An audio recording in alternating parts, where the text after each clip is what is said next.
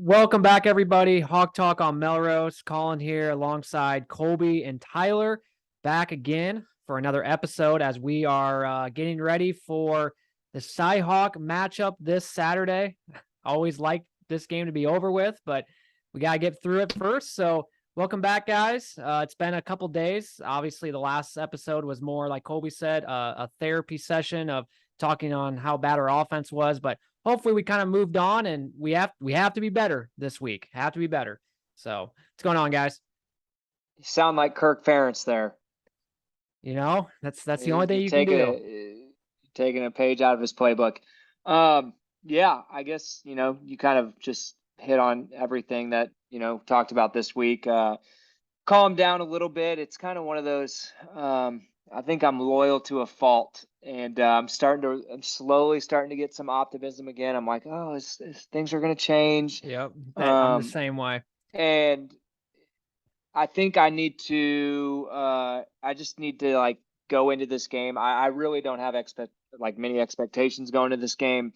Obviously, I want to win. It's Iowa State. It's a rivalry. I would love to go 7-0 against them in the last 7 years. But at the same time, I'm not feeling optimistic about this game based on last week's performance. Obviously, our defense is legit.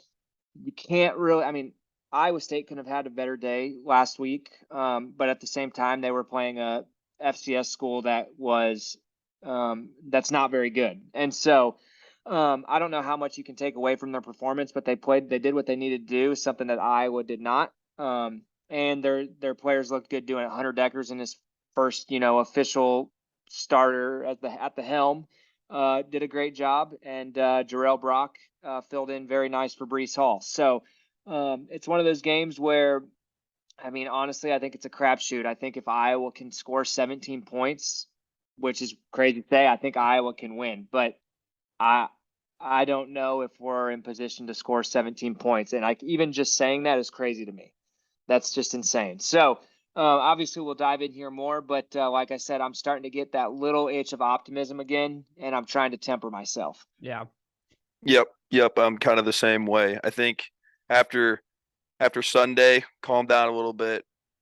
Obviously, like you guys mentioned, that was just an emotional kind of reaction to what we saw on Saturday. And like you guys said, obviously going into this week, that's going to be the biggest question. What have we done differently in a week? What have we done to prepare ourselves to play a lot better in a short amount of time? I don't know the answer to that right off the top of my head, but I'm hoping that, like you said, I think if 17 to 20 is kind of that magical number. If we can get to, I would say that we have got a pretty dang good shot at winning this game. Will that happen? We'll wait and find out. Yeah, we won't know until 3:00 on Saturday. So, we're gonna get into that game a little bit. We're gonna first talk the Brian Ferentz interview that he had today, and then we'll do the preview, and then we'll do our new segment, which is the Mailbag. You can fire in those DMs on Twitter, ask a question, or you can go on YouTube, comment, and just ask any question you want. So we'll do that today. And then we'll get into week 2 of college football, which isn't a very good week. There's only a couple good games on besides the Iowa State game.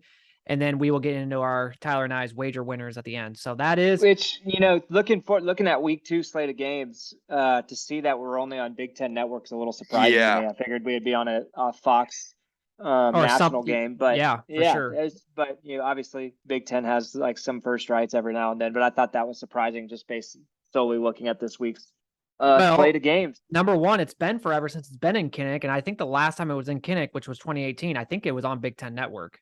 I think so too. Yeah, I think every time it's in Kinnick, it's always Big Ten, and then if it's in Ames, it's sometimes on ESPN, sometimes on Fox or whatever. Right. So, so that is those are the topics today. It's a jam-packed episode. We'll first start off with the Brian Ferentz interview that he had today with the media. It wasn't. I thought at first maybe he was just mean with them, but it was actually sounds like one assistant coach per week, and it just so happened that it was this week that he was meeting with the media. It was a good timing because he was able to go on and talk a little bit about how bad last week's performance was. Pretty much just a couple like major things that I kind of saw from what he said, and then I'll hear your guys' thoughts. He admits that he was surprised and disappointed by the Hawkeyes offense. said it wasn't reflective of how the team practiced or prepared from the spring to the preseason camp.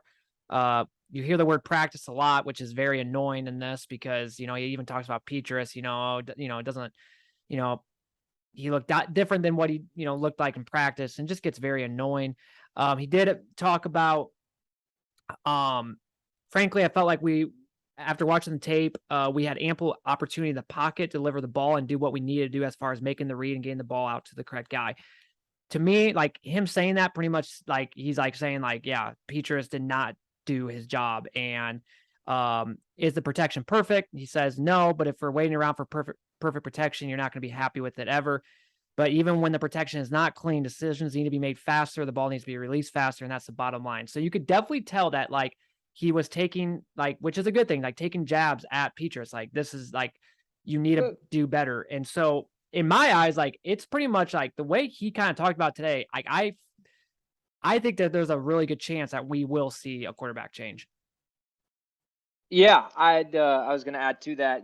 Brian today, usually he does a lot of coach speak. He talks about, questions about 10 minutes per question he spends on, and he goes into a lot of detail. And I think sometimes he beats around the bush. I thought today he was honest and he was frank. You've seen him defend Spencer a lot in the past. And, do you think he doesn't want to go into that interview blasting anyone? I mean, that's the last thing he wants to do. I give him credit today going in there. And honestly, obviously they do the assistant coaches interviews once a week, but for him to be first and him to say, you know what, I'm going to go out and talk and be available. Good for him to do that, because I think he needed to talk. I'm glad it wasn't, an assistant coach like Kelton Copeland or someone up first where they had to answer questions about the offense, because this is Brian's offense. Well, it's Kirk's offense, but it's Brian that's running it. And so, he needs to be able to answer. And I thought today was really the first time that he's kind of put Spencer on notice to say, hey, you either improve or we're going to have to make a change. And I think today he was honest in that regard, like saying, hey, there's never going to be a clean pocket in college football. I mean, sometime, but like the most of the time you were going to have to improvise. And there was plenty of time Saturday. We went back and watched the tape.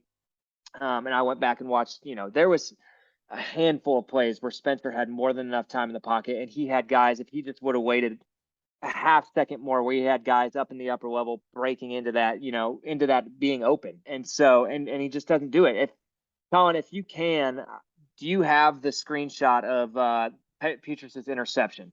I think it's somewhere. No, but if you guys keep talking, I could definitely find it. Yeah, I think that was one of those things where if you go look at that play, I think Ferentz probably, in film study, probably blasted Spencer pretty hard on that, because that was one of those plays where Spencer, yes, he had a defensive end coming off the edge, but he had more than enough time to not freak out and make a quick decision, throw it to Luke Lachey in double coverage.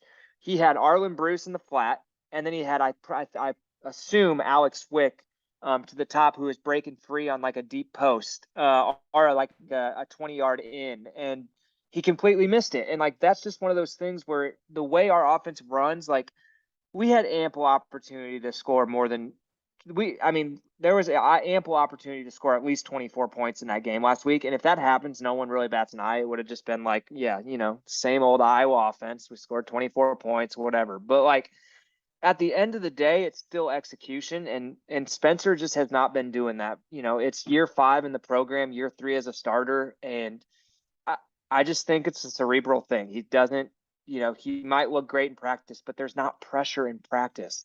He's never getting hit. He obviously is going against a good defense, but they're probably, it's not a game. It's not game simulation, not game speed, and so.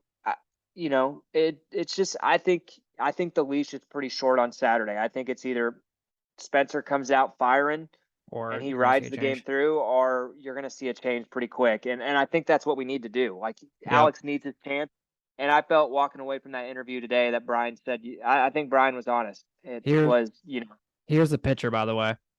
Yeah, you can see up in that top right. And then if you see right on the Hawkeye logo at the 45-yard line, Arlen Bruce running free, which would have been right there, probably more than enough for a first down with the way the cornerback was trailing Wick. And it's just like, why throw it into double coverage there at the opponent's 45-yard line when you have so many other options? And it's just one of those things where he doesn't have the awareness. And Yeah. I'm not saying Alex Padilla does, but it He's would at be the nice bottom that by can like the happen. 50. That's a I running think back, I that's think. that's LaShawn Williams. So even if he would have thrown to You him, I had- mean, he could have maybe made You had a couple of options. Yeah. And and like I said here, in this play particular, there was many more plays throughout the game. Obviously, I think Connor Kolby got beat pretty bad, and Spencer was feeling the heat, but that's just stuff that's going to happen all year. And if you can't react to feeling some heat, then you probably shouldn't be back there. But yeah, Tyler, I'll let you get your thoughts. I felt like Brian Ferentz was honest today, and quite frankly, I think that's what we all needed to hear. We needed to hear a coach be honest and not just beat around the bush and just tell us, well, he's a good practice player and we're going to keep chucking away. And it's like, well, that doesn't really work at this point in time. So that's where I'm at. Yep. I think it's time to kind of put up or shut up. Obviously, Petrus has had his opportunities. He, I think, going into the season deserved to be the starter. He just hasn't gotten better. And, if you can't do it against South Dakota State, and he shows early on that he can't do it against Iowa State, which is going to be 10 times harder, I think you're right. I think it's got to go to Padilla, give him a chance early enough in the game where we're not down, and then he's forced in the game. That's what I'm afraid. Well, I don't think it'll be that way, because I do think our defense is going to keep us in it early. And I don't think they would ever do that to Padilla. But yeah, go ahead, Kolby. I don't see our defense, putting us in a position where we're completely out of the game. Right. And obviously we'll get into the game preview later. I think Iowa State's probably going to try to throw some stuff at us that we haven't seen before, just because, what they've done the last 6 years hasn't worked. And so that was going to be my thing. I was going to say real quick. I think I was listening to another podcast, and they made a good point. It's like, for some reason under Matt Campbell, they always try to beat Iowa by playing like Iowa's style of football, and it doesn't work. And so they think, based on what they saw in a game against Southeast Missouri State, which isn't much, but usually when they play those FCS programs, they struggle out of the gate. They actually went downfield with the ball with a new quarterback. And I think that they're going to try to actually do that against Iowa, actually try to attack our corners. Even they said, even Riley Moss a little bit, try to test him with Xavier Hutchinson. Well, I don't know. Riley Moss, I mean, he's another player. Riley's amazing college football player, and he's everything he deserves. But sometimes he gets caught, peeking in the backfield a little bit. Yep. He does fight, and but he'll make the big play. And I think Iowa State's probably going to try to exploit that a little bit on Saturday. I wouldn't be surprised at all if they try to come out hitting a couple deep shots. Yep. Because I really believe that's probably their only way. I mean, Iowa's a defense that this year especially does well against the dinking and dunking, because we have athleticism on all three levels. And I was surprised to read too that Hunter Deckers, he's athletic, but they're not going to do much running with him. He only really runs when he needs to. So it'll be interesting. I don't think we'll ever be in a position where we're completely out of the game with our defense and our special teams. But yeah, like your point said, the hope is we don't put, if it gets down to it and things don't look good, that we throw Alex in there in a helpless situation where it's just kind of well, there you go. He failed. Told you he's not as good. Yeah. And I don't think the coaches would do that. I mean, obviously, I think they want what's best for both guys.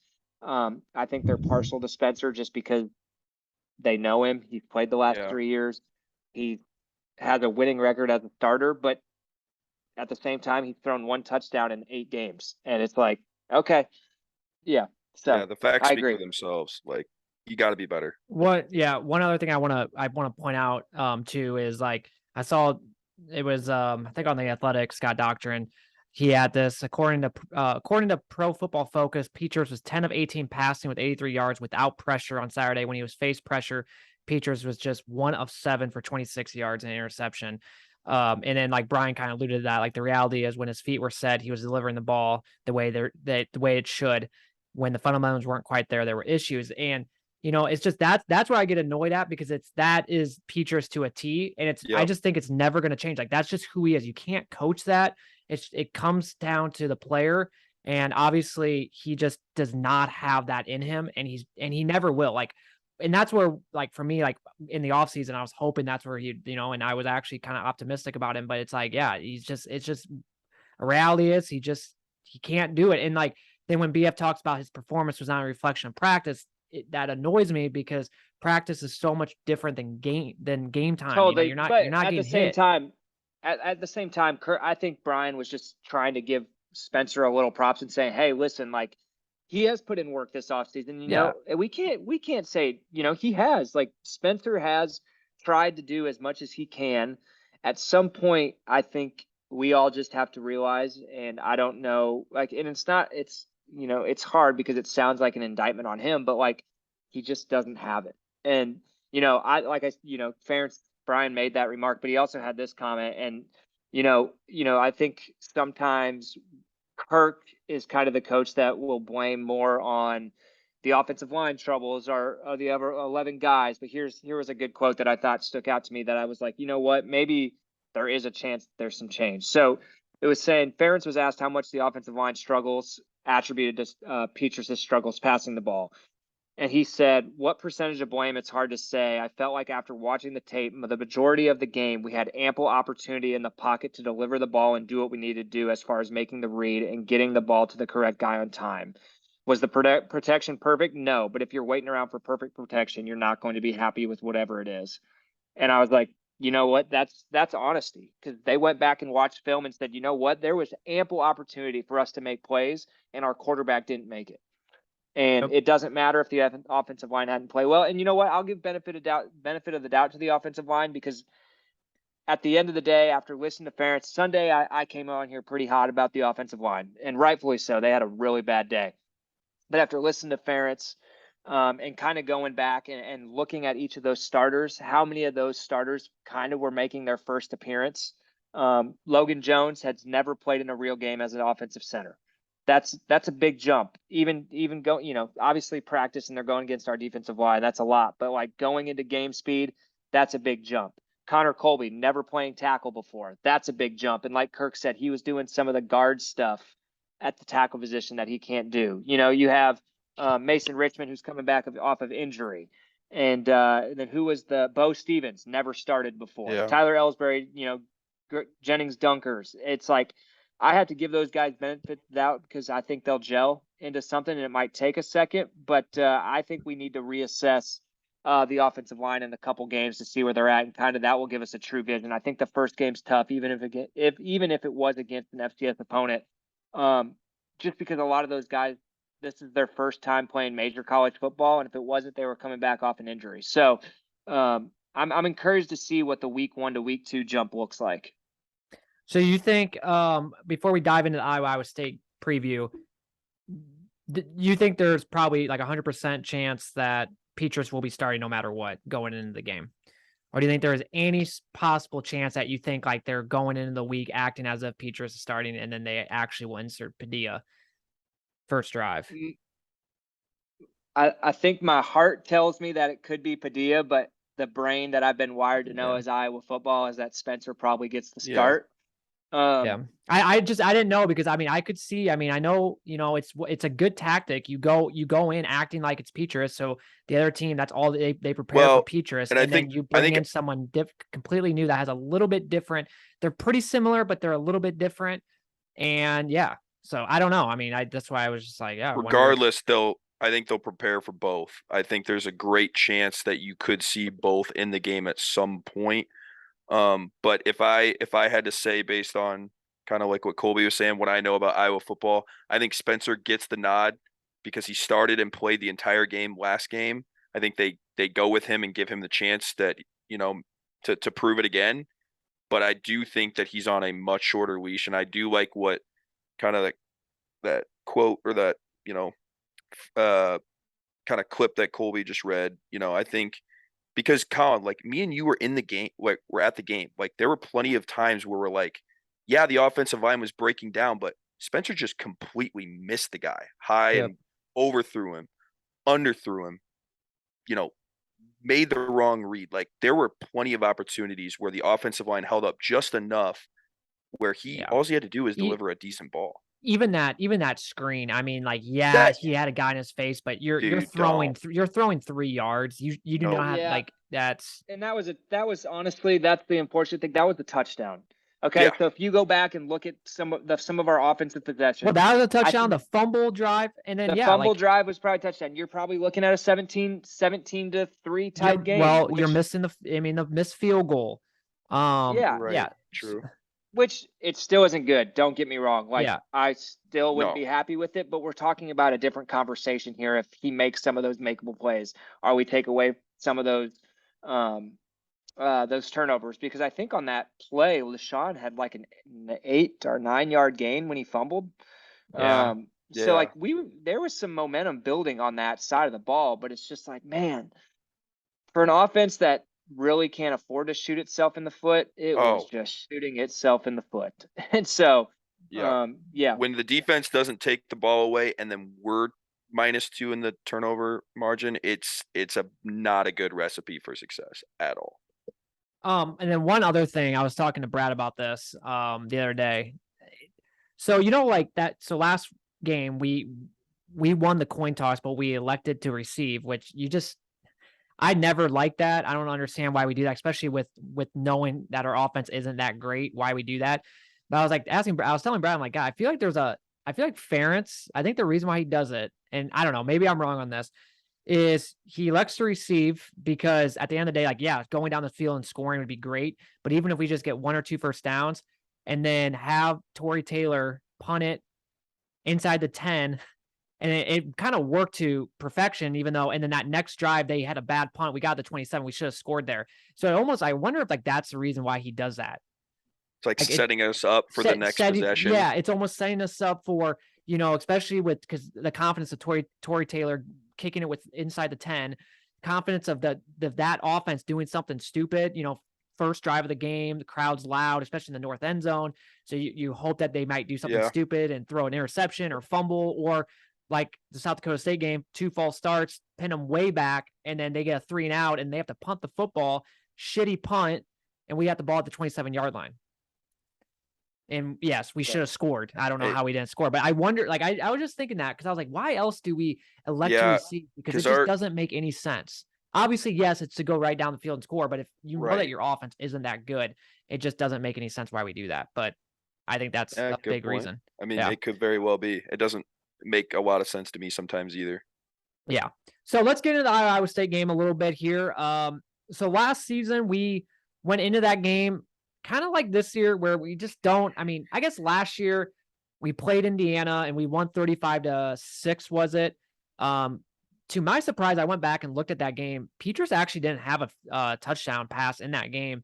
We scored pretty much from the defense and we had 2 rushing touchdowns. But we did win 34-6. So we felt semi good about it, but we also at the same time figured last year was probably going to be the year Iowa State would beat us.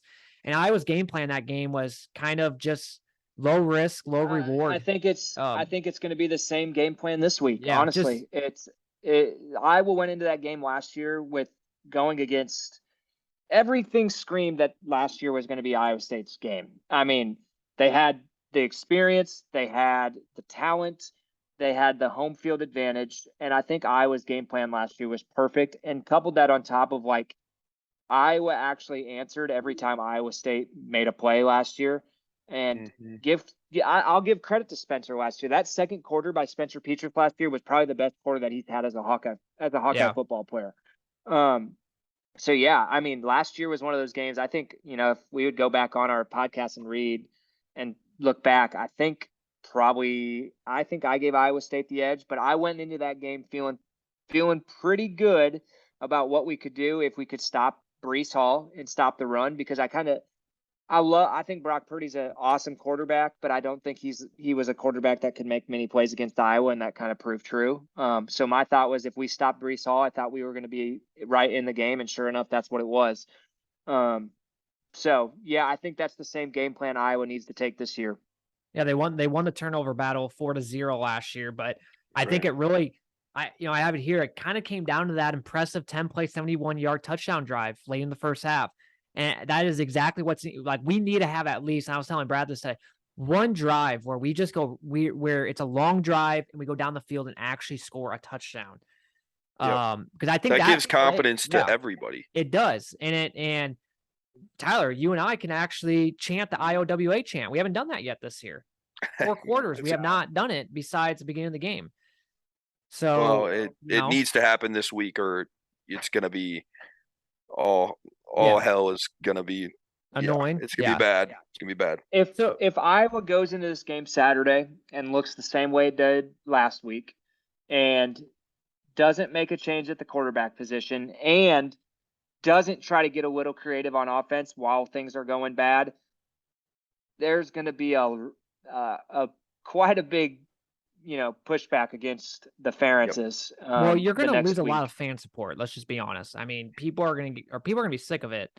And the crowd at the Nevada game, for example, I mean, if that's exactly what happens, like you just described, there's going to be people not going to that game. It's not going to be a sellout crowd. I can tell you that right now, because people will be sick of it by then.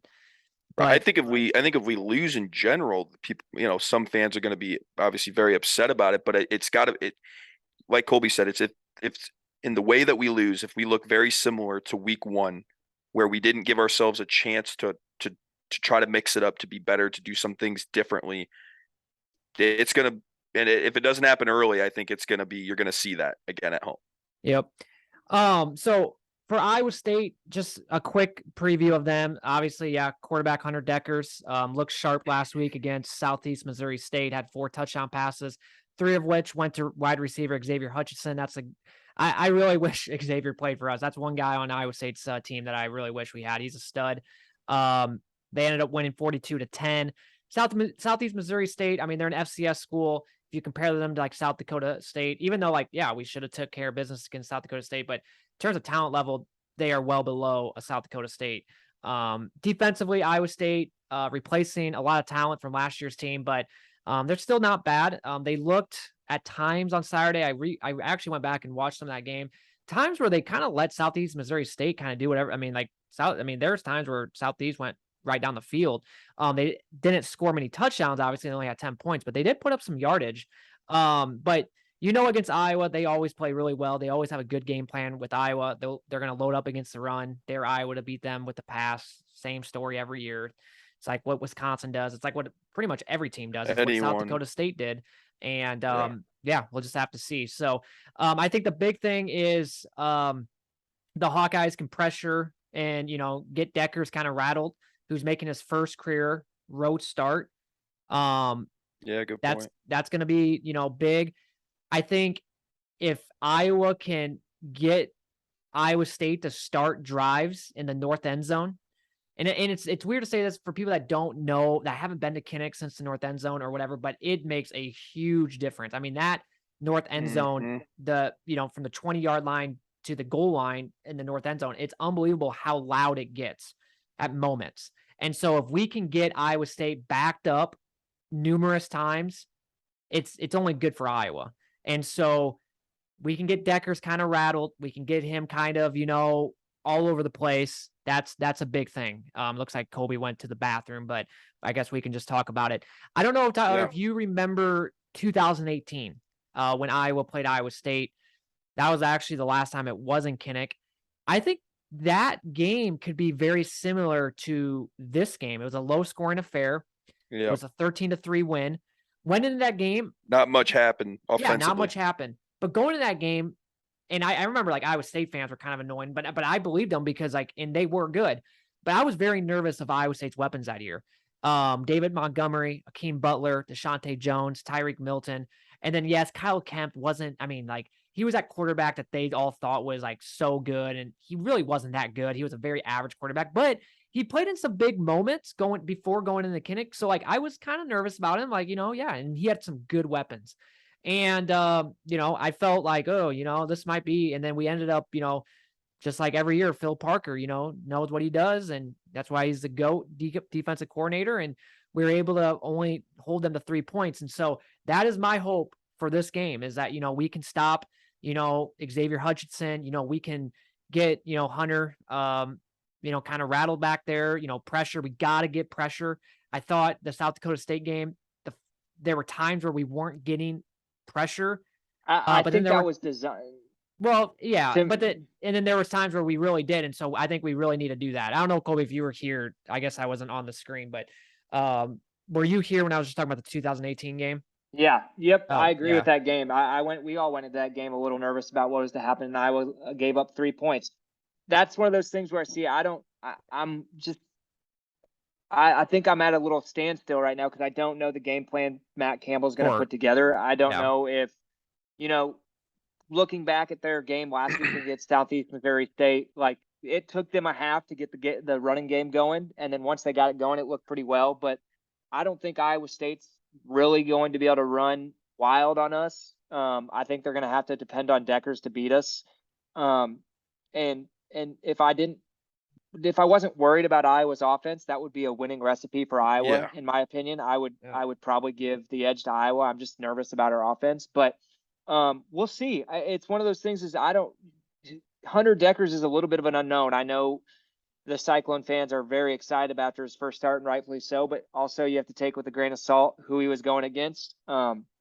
Yes, he played against Iowa last year, but at that point in the game, Iowa was up 17 points with 6 minutes left in the game, and we were playing prevent defense, and every single one of his passes were less than like 7 yards down the field. So yeah, it's just and I get your point. I think Iowa, if they win the toss, my idea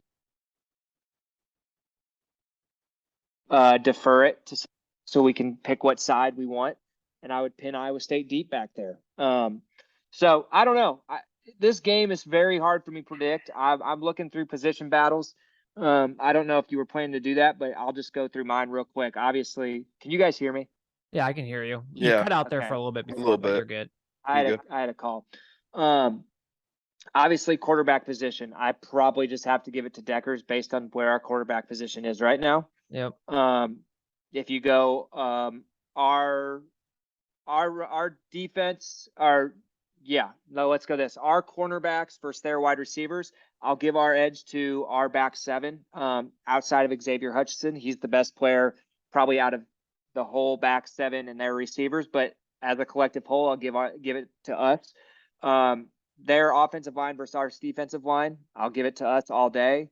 Their linebackers are our linebackers versus their tight ends and running backs. Our linebackers 9 times out of 10. Even without Justin Jacobs playing? Even without Justin Jacobs, I think we'll probably go to a lot of cash sets. So you'll have Seth Benson and Jack Campbell on the field at all times, and they are two of the best linebackers in the Big Ten. So it's one of those things. I'm not trying just to be an overzealous Iowa fan, but we match up extremely well with them when it comes to offense on defense. And, I think Phil is going to have a plan for Xavier Hutchinson, and he probably, they're going to try stopping the run. They're going to fill gaps.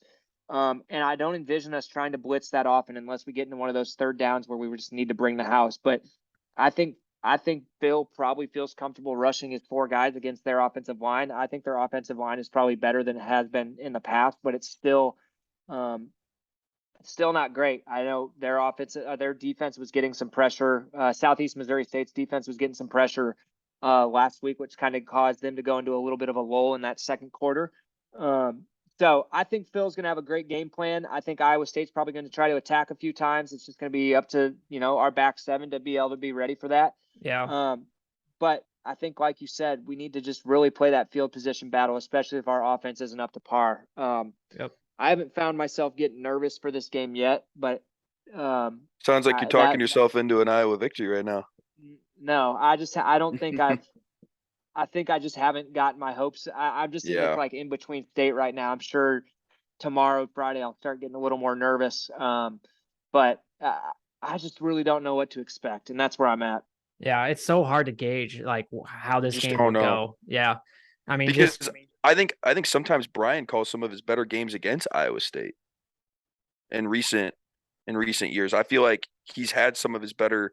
We've had better games against them, and that's the reason why we're where we're at. In the winning streak. First year as offensive coordinator against Iowa State was what, 2008? No, 2017. We won. Was that the 44-41 win in overtime? We've had some bigger wins. I mean, and we put up points regardless of, how our defense played. I know some of those games were back and forth, but like we've had some bigger scoring outputs against them in some years. So I don't know. Maybe Well, or 2018 was 13. I don't know what was I think 19. Did we score? I didn't think we scored much in 19. No, 19 score, the 18-17. I actually just watched that replay last night. That was Wow. the infamous rain delay weather Yeah. game. Yeah. In that was just 2021, we had 27, thought- but we got the pick I or thought that fumble. Yeah, I do think touchdown. Brian actually called a pretty good game last year, though. I think He a lot did. of that I was mean, still our offensive executing. And, you saw it worked when Spencer was playing well. Second quarter, like you said, 8 plays, 71-yard drive. we were actually tacking down the middle of the field with our tight ends. I remember Spencer was firing, and he threw a great ball to Charlie Jones, RIP. But yeah, I think maybe it's Ferentz just has the called- rivalry thing. I don't know. Yeah, I don't know.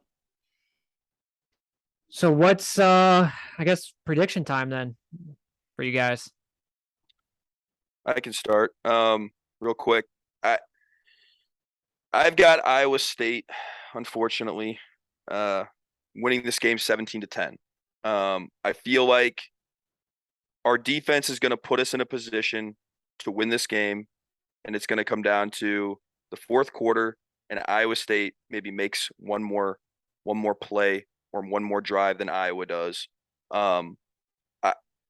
I just feel like our offense, from what I've seen last week and dating back to last year, they've put in our defense into some very bad positions. And I feel like we could see something like that very similar next week. Yeah. I just feel like punting and playing defense can only win you so many games. And I just feel like maybe this is the year that it comes to an end with the 6-0 streak that we have in the last 6 games. I don't know. I think if we do win this game, we're going to win by a point or two. I really don't see us blowing them out or winning by, double digits or anything like that. If we do somehow win this game, it wouldn't surprise me. We do play well. We do step up against that Iowa State team year in and year out. We do seem to play better, but this offense just does not give me any confidence right now. I totally get that. Hey, my headphones died. Can you guys hear me again? Yeah. Yeah. Okay. Yeah, I agree with your points, Tyler. I think I'm in the position where all right, I'll just hop into it. I think Iowa State doesn't score more than 13 points against Iowa's defense. Now, do I believe that Iowa will score 13 points against Iowa State? I don't know. I think just for sake of me believing that I'm just jumping in on a little bit of the optimism again, I think I'm going to give Iowa the win. I think Iowa will, them being at home helps, even though we tend to play well on the road, it seems like. But I think that in this rivalry, I think this will help us.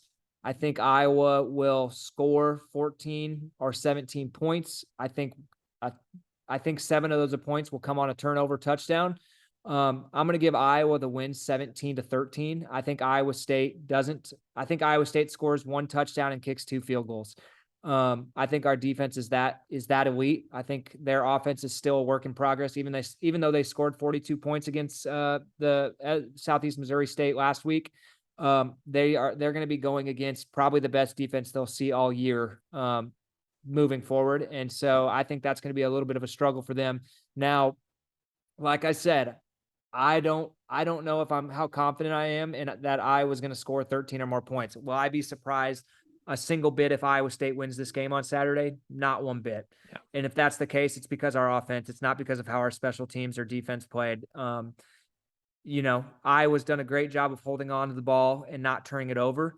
But if our offense looks like it did on Saturday, there's going to be at least 1 or 2 turnovers that are going to go Iowa State's way. And that's how we've beaten them the last how many years? I think the turnover ratio. Yeah, it's crazy. It's like 9-0, 9-0. Yeah. So I'm going to give Iowa the win just because I truly believe our defense and special teams are that elite. And I would like to hope that our offense can maybe cultivate 1 or 2 drives that result in points. Obviously, it didn't happen last week. And I won't be surprised if that doesn't happen, but I'm putting faith and trust into our coaching staff that they'll try something and they'll try to get something to work. If Spencer isn't working, Alex is going to come in. And so I think Iowa can squeak out the win. I think it's going to be super close. And like I said, if Iowa doesn't hit that 13-point threshold, they're not winning. So Iowa the win 17-13. And that could very easily be the other way around. So for now, I'm going to give Iowa the win. Real So quick, it's just crazy how we're talking about Iowa needs to score more than 13 points in a game. Yeah. It's where we're at. I don't know. It's Well, crazy. what's I always forget what's the I remember like the watch the walk-ons talk about what's Phil Parker's like how many points is Oh. it like only give up or only for the offense? I thought it was it was 17. very, very low. And it's like, oh Yeah. my gosh. Yeah, I think it was like 17 too. And I think that's Iowa's strategy going in. I think they're going to tell. I think that I think you're thinking back to, was it the year with Josie Jewell with the Michigan game? He just said, "Hey, I don't know. Score if we can score Yeah. 13 or more points, we'll win this game." And I think that's kind of how our defense's mindset this week is too. It's like, you guys, we will give you guys as much room as you need. We are going to bottleneck these guys. And I think they have the capability of doing it, but does our offense have a pulse? And so I think Iowa State fans probably would make fun of me for even picking Iowa, but like Iowa 7-0 in the last 7 years, or 6-0 in the last 6 years. It's at home. We still are a good team if you take away the offense. Like, we are an elite team when you look at defense and special teams, and they can laugh at that all they want, but it's the truth. Yeah. You know, well, they Iowa would know is- better than anybody. Yeah. Yeah, and Iowa in those phases of the game is elite. Offense, it's about as worst as it comes. So I have to give Iowa a little bit of credit there, because they did look good in 2 out of 3 phases of the game on Saturday. It's just that we highlighted the worst one. Yep. Yeah. Going with you, Kolby, with the 13. I think Iowa State will get to 13 points. And I'm hoping that, like, I know like Tyler and I last week kind of gave South Dakota State the benefit of the doubt. You know, like, I think, Tyler, you had 17 for South Dakota State and I had maybe 13. And, you know, because look at our defense only gave up 3. So hopefully, you know, all of us giving, you know, more than 10 points, double digits. Hopefully, you know, that's not the case. But I'm going to go with Tyler, though, in this, and I'm going to still take Iowa State, even though I'm only giving them 13 points.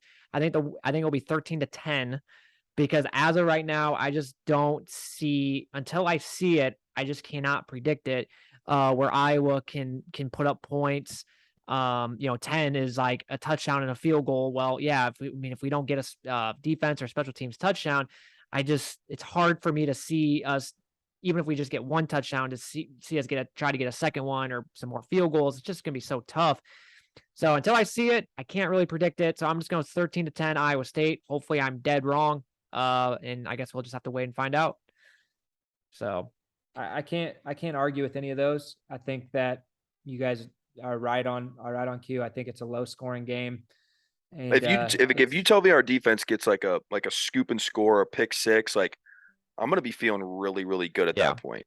I just can't like get myself to just be like, well, we're gonna get one of those, because we didn't see it last week, and that's why it was so close. That, or if you, so heavy on the turnovers. If you told me that like Torrey Taylor punts the ball and, you know, inside the 10 or 5 numerous has a game times, like last game, consistently in that area where Iowa State starting, you know, at the 5-yard line, or hell, even, you know, South Dakota State, there was two possessions where they started at like the 2-yard line or 1-yard line. If you told me like that happens numerous times, like, I feel pretty good, because once again, if you get 3 and out, Iowa State has to punt the football, you know, by then, you know, we're at the 50-yard line already. And yes, offense, you got to do freaking something. If you start the 50-yard line, or even, you know, in plus territory, it's like, okay, you're almost in field goal range. You can go down the field and score. So, so if you told me that's going to happen in numerous amount of times, like I'm going to feel a little bit better about it too. So, so yeah, I guess that's it for the preview and prediction for that. We'll just have to wait and find out. We'll have an episode coming out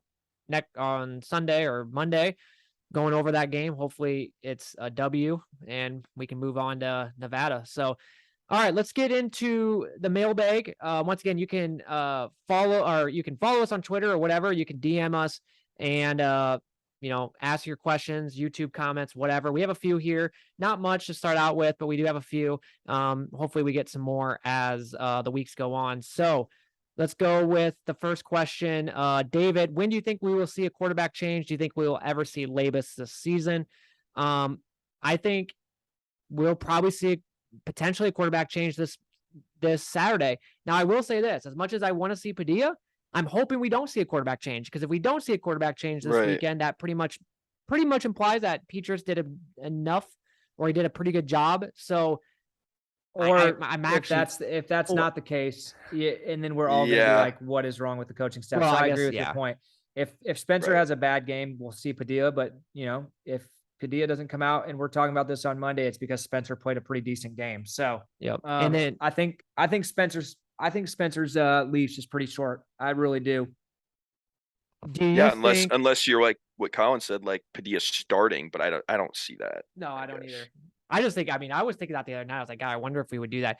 Do you think now, I know there's a question coming up here about the booing. That first drive, let's say the offense gets a 3-and-out. I think there will be boos that first, which is like, God, I guarantee there will be. I don't want that to happen. The offense is on such life support with the fans that I think literally the first drive, if it goes like 3-and-out right away, if we receive the football and we go 3-and-out, they're booing. 100%. And I don't necessarily think that that's a good thing. I'm just saying, I think that's a realistic thing. Can we dream for a second that Iowa gets the ball and goes down the field on the very first drive, and it's like an 8-play, 78-yard drive? Can we just imagine what that would what life it's would feel really like? not that hard though. That's what's annoying. And that happening, and Iowa being up 7-0, just being like, wow, is this real? Right. Play with a lead, and then at that point, we're feeling like we're gonna win that game. Yeah. It's too much to ask for, though, guys. Too much to ask for. Yes. The Labus thing, I just think if the season goes completely south, there's Kolby mentioned it in a previous episode. It's like, if you have nothing to lose at that point, maybe he's the future, then maybe we would see him. But other than that, I don't see him coming in. Yeah, I agree. I think it's probably not going to happen this year. I think you have two experienced quarterbacks. They're going to stick with the two. I just don't see them going to Labus. Yep. Cody asked, do you think our running game struggles more because of lack of O-line talent, no threat going down the field, or the blocking scheme? I think it's more the last two. I think the O-line talent, we get 4-star. We have a decent amount of 4-stars at the offensive line position. Not all of them, but a decent amount. You look across the Big Ten, Northwestern, Minnesota, they always have decent O-lines, and they're getting the same amount of talent as us. So I don't think it's the talent. I think it's the threat of not going down the field. So you got defenses putting 8, 9, 10 guys in the box. And then, yes, I also think the blocking scheme is just like the zone blocking scheme on the side of the field. It's just, it can work at times, but it's not a thing that's going to consistently get you to the promised land. So I think it's those two things. Props to LaShawn Williams for still gaining 72 yards against what he was forced against on Saturday, because the offensive line was absolutely terrible in run blocking. He pretty much had to get all those yards on his own. Yeah. And so I agree with you though. Yeah. I think it's hard. I think that's hard to, that's a hard question to attack right now, just because you just don't really, it's a bunch of different things, but I would definitely say definitely not the O-line talent. I think the talent is there. Well, when they're run blitzing every, other play, it's like, it's hard to say that it's not because of our pass game. Yeah. Jared, I went to my first game last year, the Penn State game. Good game to go to. When Penn State was lined up in the north end zone, they really struggled versus when they were down at the south end zone. Seemed that way against South Dakota State. For me, even though I feel like South Dakota State struggled on both sides, but the north end zone, there was definitely more false starts. But anyways, how much of an impact do you think the north end zone has, and when do you think they will redo the south end zone? I think it has a huge impact. I think anyone that hasn't been to Kinnick since the new end zone has been completed doesn't understand what we're trying to say when we say it makes a huge deal. Just it's loud, it's definite. It's the closed end. It's all connected. It's steep, so the sound just stays there versus the south end zone. And I do think they will redo the south end zone. You're talking the Big Ten now, where each team's gonna get like $70-80 million a year. It's gonna happen. The only problem with the south end zone, it's gonna be a little bit more of a it's gonna be a little bit more costly because you have the tunnels, and I think in other situations like the student section, like how are they going to do that? Because if they match it exactly like the north end zone, there's going to be suites in the middle tier. And it's like, how do they go about all that? So, but I definitely think it will happen at some point. I agree. I think it's a matter of when, not if. And, Yeah. At some point It's gonna have to. I Kinnick's gonna think look so cool when they do because that though. the ROI Oh so my far gosh. on the north end zone has been absolutely unbelievable. Like you said, I mean, there is every time an opponent's in that end zone area, it's like there's going to be a false start. Like I feel like it happens once a game. It looks great. It really makes Kinnick look great. And so obviously that south end zone looks a little asymmetric. It doesn't look symmetrical right now. So I think at some point they'll do it. Like you said, it's probably going to be a little more expansive, just with Iowa's locker rooms being underneath there. But at the same time, they'll have a lot more room to work with. If you look at that north end zone, it is a tight space over there. Yeah, that's true. I But didn't even think about that. you could also, I know we're just dreaming here, but you could still do those suite levels and make, the whole bottom, like that Student whole bottom section. area, the student section, and then some of the top, and then the rest. I don't know. You'll just have it's fun to play around with, but I do think at some point they'll do something. Yep. Well, and Cody and I sat on the other side, and we had to actually like walk like behind the whole north end zone and walk through there. And actually that was like one of the first times I've ever like gone on that side, and it is so cool. Yeah, it is. I remember there was one 2019. I So think Tyler nice. went the Illinois game. I remember I went up there for a little bit just to Yeah. kind of check it out. And not only that, but the views, like I wouldn't mind what, like if I had to sit up there, I wouldn't mind it. The views were incredible because you're Yeah. so high up. Nick asked, think there will be any game this year where we will wear alternate uniforms? If you count the black pants, I think we will, I guess, wear probably the Wisconsin game or maybe the Michigan game. I could see us wearing those black pants. But in terms of actual alternate uniforms, probably not, just because usually Iowa will, usually they come out with that like in the off season. Like I remember back in 2019, when we played Penn State, or maybe it was 2018, the gold out. That was in the off season when they showed those out. So I don't think we'll wear like legit alternate uniforms, but I think we'll wear the black pants. You think we're going to wear black pants on Saturday? No. He asked like anytime this In year. general. And yes, I think there'll be at least one game. I think it would be cool if we came out wearing the black pants on Saturday, but I don't think it will happen. No, Ferentz, I would love black pants on Saturday, but Kirk's just one of those guys, especially for this game, where it's like business as usual. Yeah. And I don't see him playing into the black pants thing. I mean, but I could have said that the same thing about the 2017 Ohio State game, with the alternate unis. But I just don't see that happening. Ferentz is just kind of one of those guys that doesn't really do that sort of thing. I feel like the reason is Saturday a blackout game? No, it's Wisconsin game. Just regular. Yeah. Wisconsin blackout. I don't see us wearing black pants. I don't. Yeah, I was just, it'd be cool, but I do think the Wisconsin game or maybe the Michigan game we will. Reese, how do you guys feel about the fans booing in last week's game? I mean, people were mad about it. I guess I get kind of mad. I don't really, because I think fans aren't booing at the players per se. They're booing at the coaching staff, and I think a lot of the boos were directed towards like, why are we keeping Petrus in there? And I think the boos were because of that. I mean, I know where people are getting at, where it's like when you are booing, players think you're booing at them, and for some people it might be, but like I think the majority is booing at the coaching staff. So I guess at the end of the day, like for me, it's like, I don't know. I think, God, who made a good point? Someone on Sound Off made a good point, because a person called in and was complaining. It was some woman that she was complaining big time about it, and the guy on Sound Off was like, a couple years ago, you can make that as the case, but these guys are getting paid now.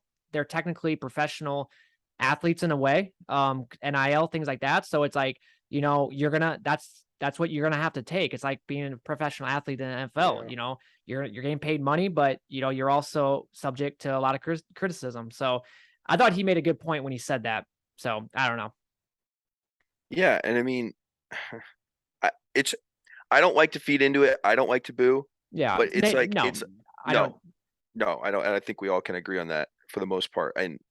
But it's hard for me to like argue like with what we saw from our offense against South Dakota State. It's hard for me to be like, that didn't deserve, some criticism. I think it did. I think they wanted to lash out based on what we've heard, and this goes back to the off season, 8 months of talking about how things have changed. Spencer's done, doing this, doing improved. that. Yeah. Run game, offensive line should be better, yada, yada, yada. And we came out and we looked horribly flat. I think that was the main cause of that. But I don't know. What do are you your think, Kolby? thoughts, Colby? Oh, so I got sidetracked a little bit because one of the things that I didn't even think about this weekend was weather. Yeah, it's Going supposed in to and rain, right? I've just looked No, at the weather. Actually, it says it's not supposed to. The next Oh. day, it's supposed to be Yes. like rainy all day. But I was Okay. sorry, I got totally sidetracked because I got thinking if it was a rainy day, that would certainly benefit Iowa. With Yeah. I know. I was Iowa actually State kind of when Nebraska. I think I wouldn't Tyler- mind it being a rainy game. I think to be Tyler, you honest with texted me that the other day too, and I said the same thing. Tyler, I'm like, kind of stuck at sitting in rain but if it's kind of like light showers, like I wouldn't mind it because I think it plays in Iowa's favor. But no, I think the latest forecast is supposed to be like 79 degrees, and then it's supposed to rain like later that night into Sunday. So now if we were playing in Lincoln, I saw the Lincoln forecast on Saturday. It's only supposed to be a high of 65, and it's supposed to be raining all day. Well, maybe you should just stay there then. Yeah, I probably should go to the Nebraska Georgia Southern game. But okay, well let's do our wager winners quick here, Tyler. I mean, we've been doing this for a while. I know we don't have a time cap anymore, but Yeah. I think it's a little over an hour already. So let's just do this real quick. We'll get in. We'll skip going over college football week 2. I mean, there's a couple. I mean, Alabama, Texas, but that's probably going to be a blowout. And USC, Right. Stanford. Potentially. Well, USC is going to be a Big Ten too. I think Stanford will be a Big Ten school at some point too, which is another topic that we need to talk about at some point too when we have some time talking about the Big Ten expansion. But yeah, let's just get into wager winners. Last week we went 3-2, or I went 3-2. I won't go through them, but I went 3-2. Tyler went 1-3 and 1. So maybe hopefully a better week for you, Tyler. So let's you can start Starting first. off real hot again this season. Yep, just like last year. Just like last year, time for a comeback. So just based on a couple of I wanted to kind of do the Alabama Texas game just since it was probably the biggest game on this weekend. Yeah. Besides the Iowa State game for Iowa or Iowa State fans. I think Alabama's just still very, very much the better team. Head and shoulders above most teams in college football, them in Georgia. I'm taking Alabama -20 at Texas. Seems like kind of a big line. You hear a lot of Texas fans. Texas is back this season, so that bodes well for Alabama, I think. Wake Forest, they got them -13.5 against Vanderbilt.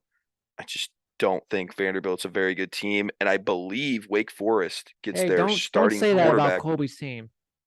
Hey, they started 2-0. That's better than I what they know. were last year. True, but I saw Wake Forest gets their guy back. What's his name? Yeah, I don't know. He's a pretty good quarterback. Sam Hartman or something like that. He absolutely balled out last year, and I think that after his little medical leave, he'll be back and better than ever. Then I've got I lost my place. Baylor +3.5 at BYU. This game's kind of a tricky game. I don't know. I just think Baylor is still a pretty good Big 12 team after obviously having a really good season last year. I think they can find a way to cover that game. UTSA versus Army. I think I bet this game we had a UTSA in last week's wager winners, and that actually got me my one.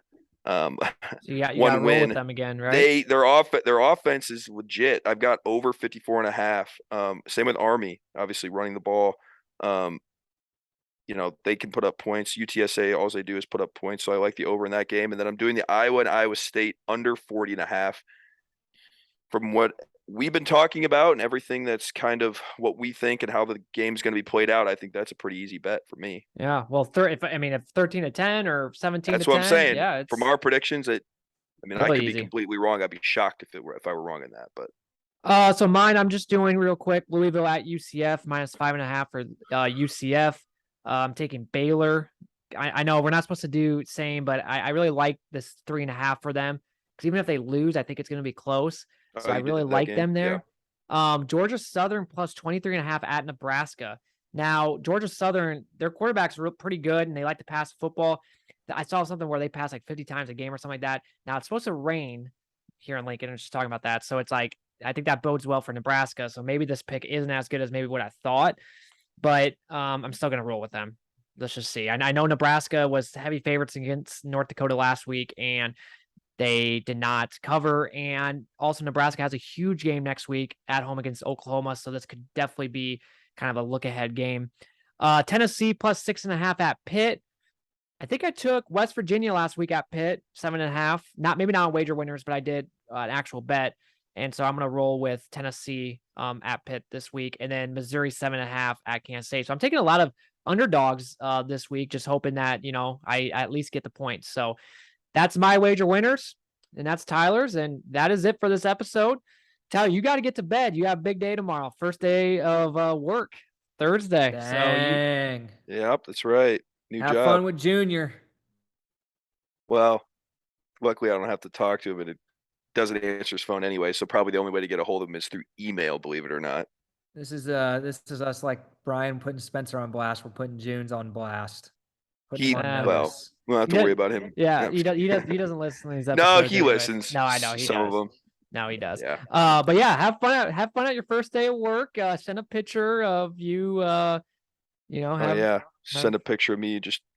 I'm working from home for all those that don't know that, so I can roll out of bed and and get to work. basically get to work pretty easily. So, but well, have fun, Kolby. I will talk to you soon, Tyler. I'll see you in 2 days. We'll be back in Kinnick, back That's on right. Melrose. Tailgate should be a lot of fun.